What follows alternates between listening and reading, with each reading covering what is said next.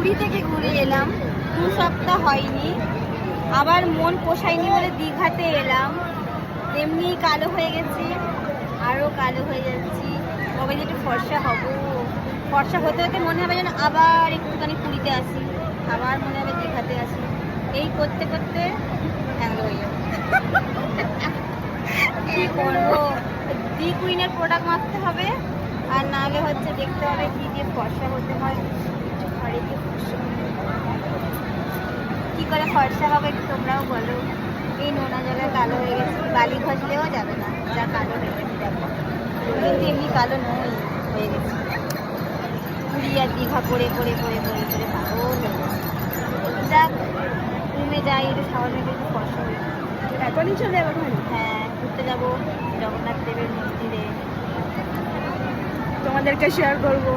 হ্যাঁ, tata. Tata.